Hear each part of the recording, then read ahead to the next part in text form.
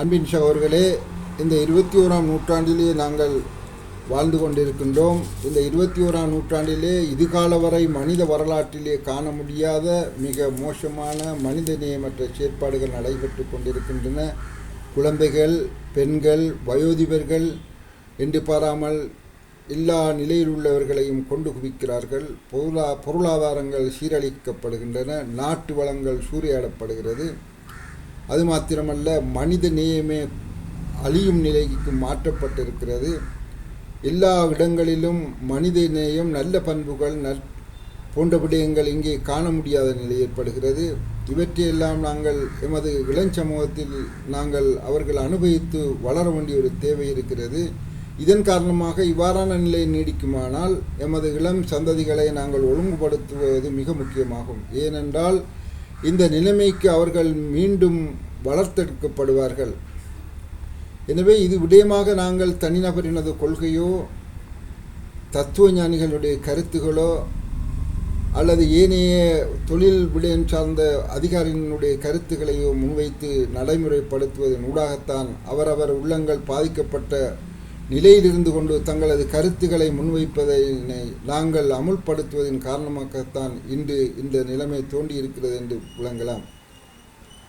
எடுத்துக்காட்டாக, பொருளாதார ரீதியிலே உள்ள பொருளாதார கொள்கைகளில் பொதித்தவர்கள் உளம் சார்ந்த நோயினால் பாதிக்கப்பட்டிருக்கிறார்கள். அரசியல் சார்ந்த விடயங்களை முன்னெடுக்கின்றவர்கள் அரசியல் துறையிலே அவர்கள் முன்னெடுத்த விடயங்களை செயற்படுத்தும் போது இன்றைய நிலை தோன்றியிருக்கிறது. அதே மாதிரி ஒவ்வொரு துறையிலும் வைத்தியத்துறை என்ன, பொருளியல் துறை என்ன, பொருளாதாரத்துறை என்ன, நீதித்துறை என்ன, அனைத்து துறைகளிலும் மனிதநேயங்கள் யார் யாருக்கெல்லாம் பாதிக்கப்பட்டிருக்கிறதோ அவர்களுக்கு அந்த செயற்பாட்டின் காரணமாக இன்று உலகளாவிய ரீதியிலே அது விடயமாக செயற்படுத்துவதனால் மனித நேயம் அற்ற சமூகம் உலகளாவிய ரீதியிலே அதிகமாக நடமாடுகிறார்கள். அதன் காரணமாகவே இந்த மேற்கூறிய நிலைமைகள் தோன்றியிருக்கின்றன. எனவே இவற்றை நாங்கள் எங்கிருந்து நிவர்த்திப்பது என்பது ஆலோசிக்க வேண்டிய ஒவ்வொரு தனிநபரினதும் ஒவ்வொரு குடும்பத்தினதும் மிக முக்கியமான ஒரு தேவையாக இருக்கிறது. அந்த வகையிலே நாங்கள் எந்த ஒரு பிழையும் ஏற்படாமல் பேரண்டத்தையே படைத்து முழுமைப்படுத்தி விதியமைத்து விதியின்படியில் வாழ்க்கையை நடத்தி கொண்டிருக்கின்ற அனைத்து செயற்பாடுகளையும் ஒழுங்கமைத்து செயற்படுத்துகின்ற அந்த வல்ல ரஹ்மான் அல்லாஹுவையும் கடவுள், கோட், பிரம்மா, தேவன் என்று அவர்கள் அழைக்கின்ற அந்த அல்லாஹு தாலாவுடைய வேதத்தின் பக்கம் நாங்கள் ஒவ்வொருவரும் செல்ல வேண்டும். அங்கே கூறுகின்ற நல்ல விடயங்கள் மனிதநேயம் சம்பந்தப்பட்ட நீதியுடன் தொடர்புள்ள நல்ல பண்புள்ள சமூகத்தை கட்டி எழுப்புவதற்கு என்ன வகையில் அங்கே கூறப்படுகிறதோ அவற்றை நாங்கள் முழுமையாக அவர்கள் பின்பற்றி நடப்போமே. ஆனால் மாத்திரமே இந்த உலகத்தை நாங்கள் ஒழுங்கமைக்கலாம். அதன் அடிப்படையிலே ஒற்றுமை, சமாதானம், நீதி என்ற வரம்புக்குட்பட்டு நல்ல ஒரு மனித நேயமுள்ள ஒரு சமூகத்தை உலகளாவிய ரீதியிலே கட்டி எழுப்ப முடியும் என்பதை நான் என் ஆய்விலிருந்து முன்வைக்க விரும்புகின்றேன். அந்த வகையிலே அல்லாஹு தாலா பின்வருமாறு தனது திருமறையிலே மனித சமூகத்தை யோசித்து கூறுகிறான். அதாவது அஷம்ஸ், சூரியன் என்ற அத்தியாயத்திலே பின்வருமாறு கூறுகிறான். இந்த சூறாவை நாங்கள் பார்ப்பதனூடாக அதை படிப்பினை பெறுவதனூடாக அதனை ஆராய்வு செய்வதனூடாக அதை ஒப்பிட்டு நாங்கள் இன்றைய நிலைமையுடன் பார்க்கின்ற போது எங்களுக்கு என்ன நடைபெறுகிறது, நாங்கள் எதவற்றை செய்ய வேண்டும் என்ற விடயத்தை நாங்கள் கற்றுக்கொள்ளலாம். அதை தரவுகளினூடாக நிறுவலாம். அந்த வகையிலே தான் எனது இந்த உரை அமைய இருக்கிறது. அன்பின் சகோதரர்களே, அல்லாஹு தாலா பின்வருமாறு தனது திருமறையிலே கூறுகிறான். அளவற்ற அருளாளனும் நிகரற்ற அன்புடையனுமாகிய அல்லாஹுவின் பெயரால் துவங்குகிறேன். சூரியன் மீதும் அதன் ஒளியின் மீதும் சத்தியமாக,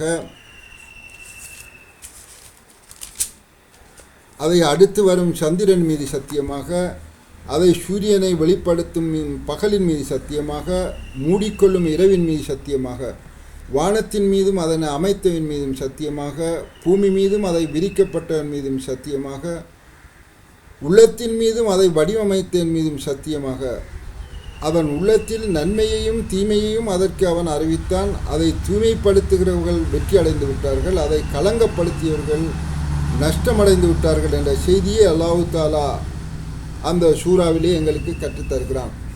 மேலும் அந்த சூறாவை நாங்கள் இன்னும் படித்து ஆராய்கின்ற போது அங்கே ஒரு உதாரணத்தை அல்லாஹ் தாலா கூறுகிறான்.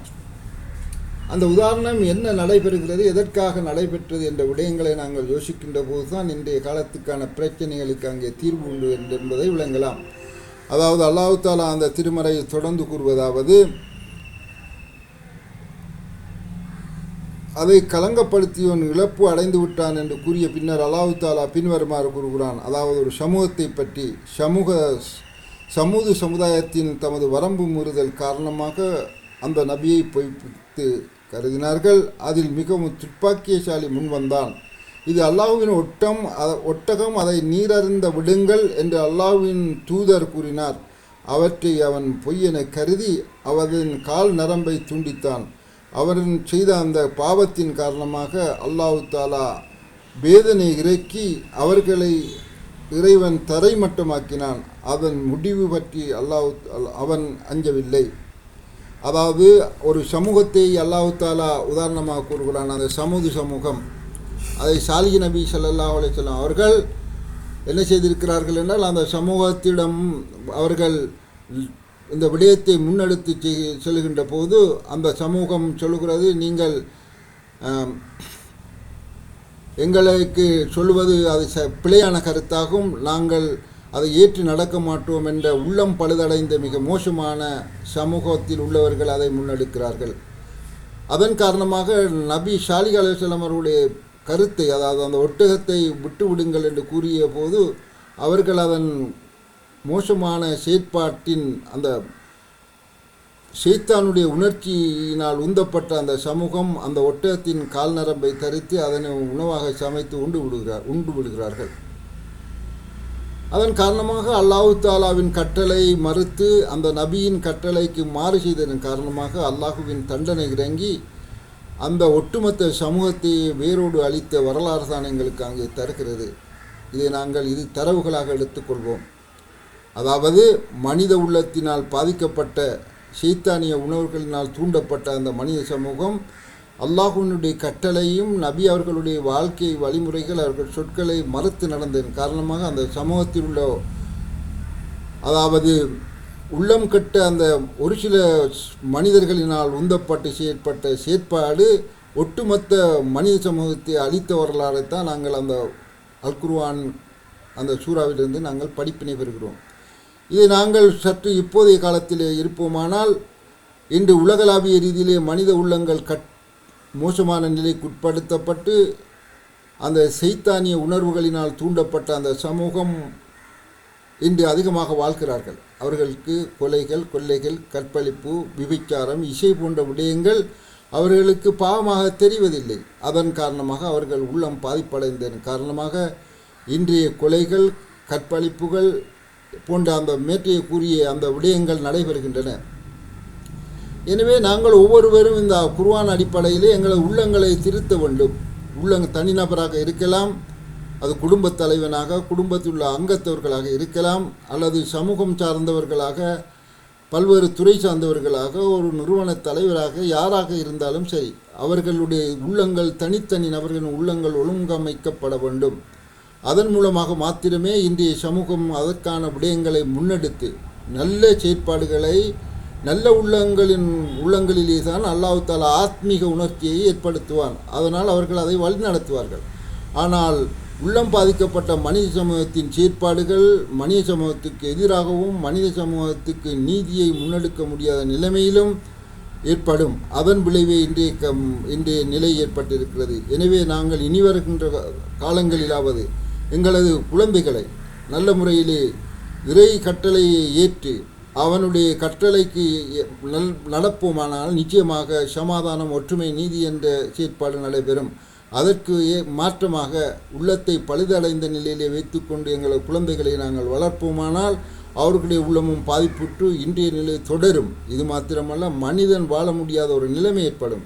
எனவே நாங்கள் ஒவ்வொருவரும் இந்த விடயத்தை கருத்தில் கொண்டு எங்களது இந்த ஆயத்தின் படிப்பினையை கொண்டு நாங்கள் விளங்க வேண்டிய விடயம், முதலாவது எங்கள் தனிநபரின் ஒவ்வொருவரும் உள்ளங்கள் சீர்படுத்தப்பட வேண்டும். அதனூடாக நல்ல விடயங்கள் உலகத்திலே செயற்படுத்த முடியும். அதுக்கு மாற்றமாக உள்ளங்கள் பாலடைந்த சமூகத்தை வளர்ப்போமானால் அது மிக மோசமான இன்றைய நிலையிலே இருந்து மனித நேயத்துக்கு அப்பாற்பட்ட விடயங்கள் நடைபெறும். அதனால் ஒட்டுமொத்த உலகத்துக்கும் பாதிப்பு ஏற்படும். எனவே இவையிலிருந்து நாங்கள் இந்த விடயத்தை நன்கு அறிந்திருக்கிறோம். நல்ல உள்ளங்களை உற்பத்தியாக்கி நல்ல முறையிலே வாழ்ந்து உலகளாவிய ரீதியிலே சமூகம் என்ற ரீதியிலே ஒட்டுமொத்த மனிதனும் ஒரே சமூகம், அது மனித சமூகம் என்ற அடிப்படையிலே ஒரே நாடு, அது உலகம் எங்கள் நாடு என்ற அடிப்படையிலே நாங்கள் நிறமோ மொழியோ பிரிந்து நிற்காமல் ஒட்டுமொத்த சமூகமும் முன்னின்று இந்த ஒற்றுமை, சமாதானம், நீதியை நிலைநிறுத்துவதற்கு, நல்ல உள்ளங்களை கட்டி எழுப்பதற்கு ஒவ்வொரு தனிநபரும், குடும்பமும், சமூகமும், நாடும், முழு உலகமும் செயற்பட வேண்டும் என்பதை இந்த ஆயத்து அல் குர்ஆன் எங்களுக்கு கற்றுத்தருகின்றது என்ற விடயத்தை எங்கள் ஆய்விலிருந்து நீங்கள் சரியான முறையிலே விளங்கிக் கொள்ள முடியும் என்பதை நான் இது விடயமாக உங்களுக்கு அறியத் தருகிறேன். வஸ்ஸலாம்.